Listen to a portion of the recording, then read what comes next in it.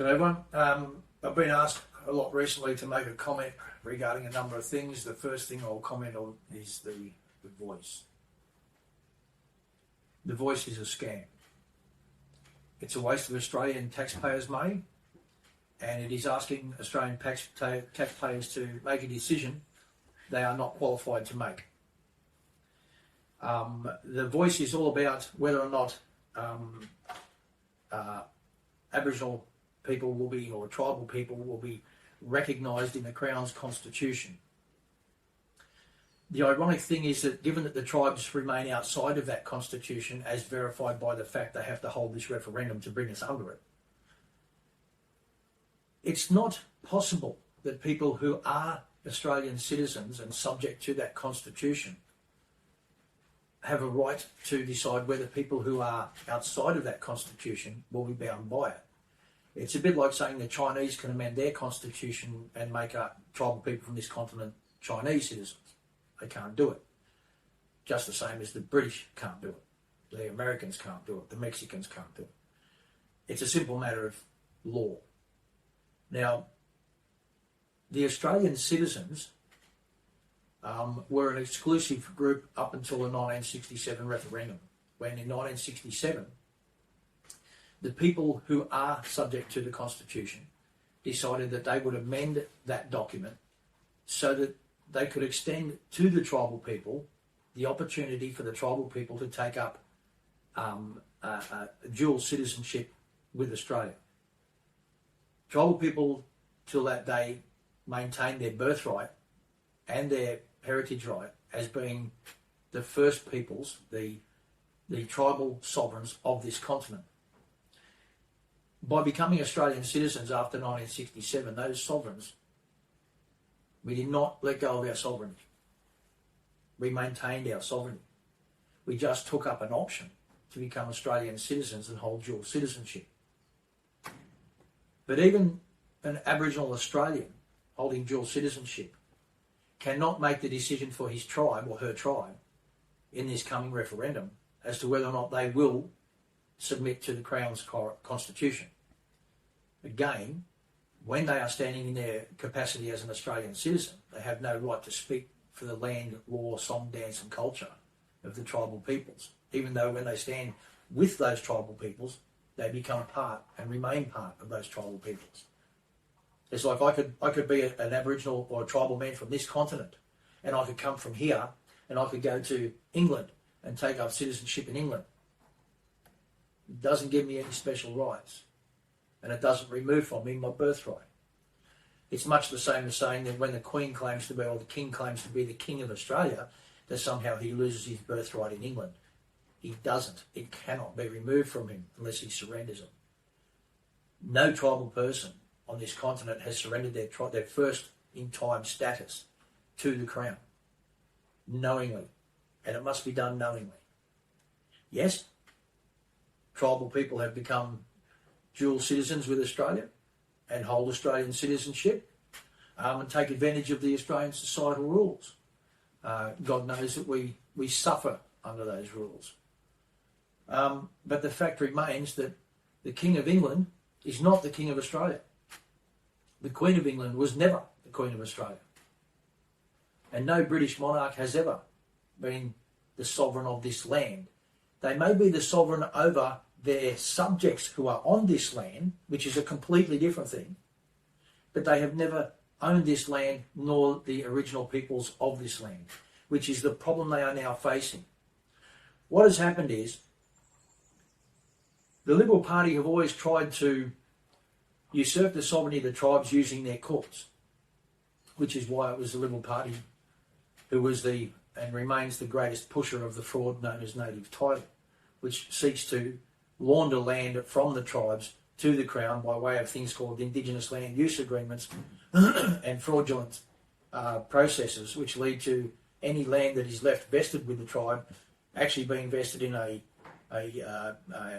prescribed body corporation that is registered to the Crown. So the whole thing about native title is a scam in an attempt to launder the land. But the one thing they can't launder is our sovereignty, because we refuse to allow it to go. The tribal peoples of this continent, we know who we are. We know that we're not British subjects other than by choice as a secondary subject, as a secondary citizenship. And that's only because effectively we have to make ends meet and to live in the society that's been jammed down our throats.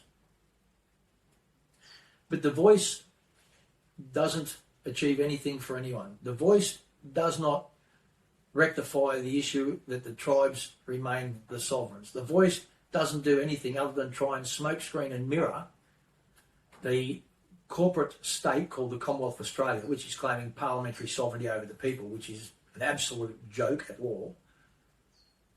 It will put them in a position where they'll be able to complete a deal that was commenced with the UN to turn Australia into a republic, and as soon as they do that, the UN will then take control and all private ownership of land, etc., etc., etc., will be removed. Everybody knows all these facts. These things have been out there for quite some time. They're exposed. Some, over the last, 25, 30 years, all these things have been exposed by people that have been diligently and honourably studying the facts and releasing the information to the public. If you are going to vote yes, or you are thinking about voting yes in this upcoming voice referendum, I would ask you to take into account the truth, and I would ask you to take into account the fact that you can count on your one hand the number of times that any of the parliamentary leaders in this country and their parliaments have ever done anything that has been other than to the detriment of the tribal people of this continent in the last 230 odd years. They've never done a thing that has been of value to us. They've never done a thing that has been honourable to us. They've always taken and they've never given. So what makes anyone think that this yes vote is anything short of a con to hide what Kim Beazley put in place with the UN many, many years ago? This voice referendum has got nothing to do with honouring the tribal people of this continent.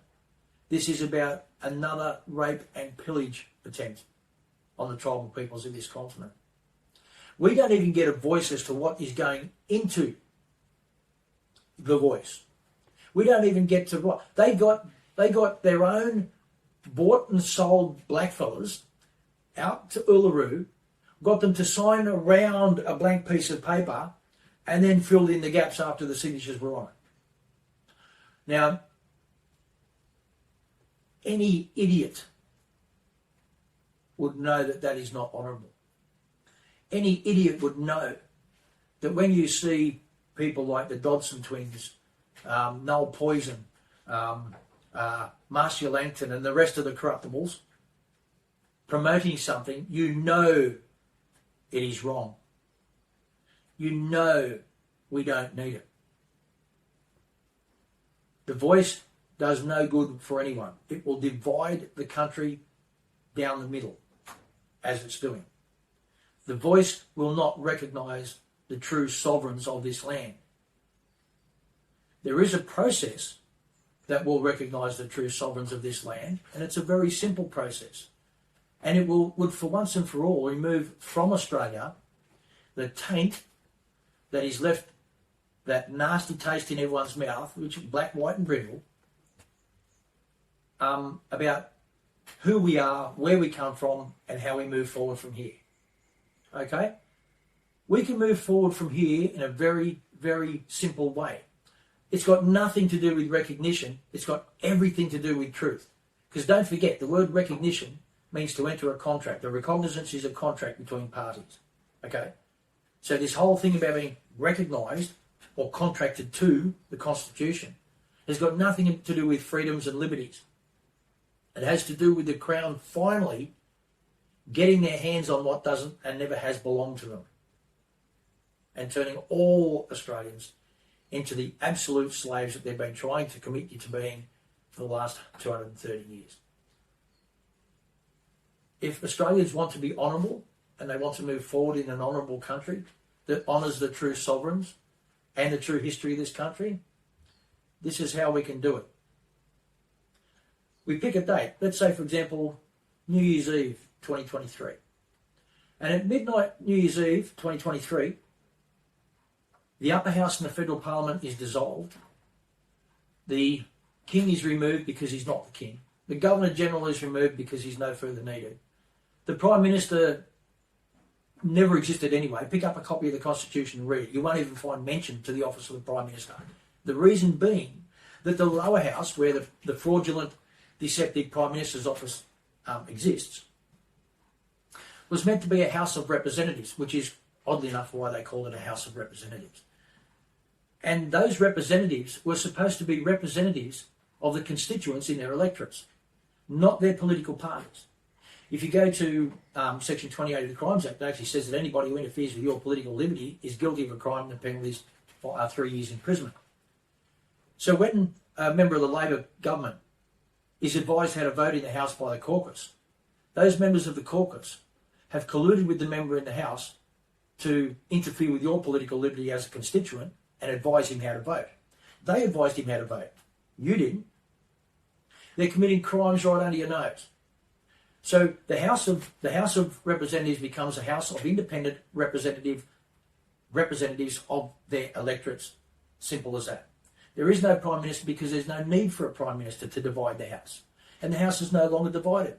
The House is governed by the will of the people through their independent representative in the House of Representatives. Then, so at the same time, at this stroke of midnight, New Year's Eve, all political parties are disbanded and banned by law. No political parties, no political affiliations, no political collusions, no political corruption. Because what happens is we change Section 28 of the Crimes Act to say that if you do get caught colluding with another member of the Parliament to sidestep your constituents' wishes as their representative, and you interfere with their political will, then you will get either 3 years or 5 years or 7 years or 10 or 15 or 20, maybe even life, depending upon the severity of the potential outcome of the actions that you undertake as that member when you collude with another member. We put these laws to good use. We strengthen and put them to good use. And what happens is the upper house, at the same stroke of midnight, will be repopulated by representatives elected from the tribes of the original people who are the sovereigns on this continent. And our elders and law people are selected to populate the Senate. And let's face it, the Senate at this point in time is really the house that represents the monarch in the Parliament. So the sovereigns have their representatives in the Parliament, just the same as it is today. The only thing is, it is the true sovereigns that are represented in a true upper house Senate. That Senate makes the final decision.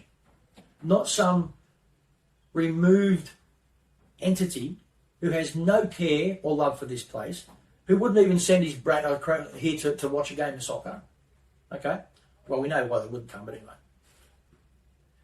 So what we have is a house that looks like this. We have a parliament that looks like this. At the top, we have a federal Senate that is populated by the tribal sovereigns, elected representatives. They make the final decision instead of the Queen of England, King of England, who's still a Queen in my head. But anyway, and the lower house represents all of the people.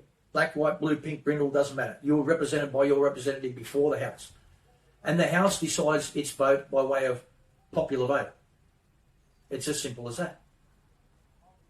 And we solve the big mythical problem that Australia has. That mythical problem is that somehow we have to go to war or pull our society apart to rectify the problem that has been created by the liars and the cheats who tried to usurp the sovereignty of the tribes over the last 230 years, and that includes the corporate state. This is an easy fix. First of all, we vote no at this coming referendum. And voting no is not racist. Voting no is being honourable. I would suggest that voting yes is to be dishonourable and racist. But everyone's entitled to their own opinion. But this can be fixed by first voting no and then dealing with the problem. Because whether or not tribal people are represented in the lower house, in the parliament, by way of a special voice that has no effect is immaterial to everybody. It's just an argument point. It's just typical of the Labor Party throwing something in the air to stir shit. Okay? That's all they're capable of. They don't have the capacity to have a serious, deep, intellectual thought. This is nothing but a furphy. It's nothing but a lie. It's a setup for all Australians to try and strip all Australians of whatever we have and feed us to the FEW and the one world government system. If you don't want to be a part of that, the only honourable, honest way to not be a part of that is to stand up and let's the people, all of the people, let's move forward towards an honourable position. And like I said, it can all be fixed, say, for example, at midnight on New Year's Eve. We get rid of the lie and we replace the lie with an honourable upper house that represents the true sovereigns of the land you live on. And let's start respecting each other for who we really are. Okay? The black white bullshit is years gone by. Okay? But if we're going to be honourable and we're going to have an upper house and a lower house, we're going to continue things this way. Not one business loses 1 cent of revenue. No one loses a day's work. No one loses anything. And we change the lie for the truth. We get rid of an upper house that represents a foreign lie and we replace it with an upper house that represents the truth and the true sovereigns and the caretakers of this land and the owners of this land. Vote no and let's push forward for an honourable future. That's all I've got to say on that.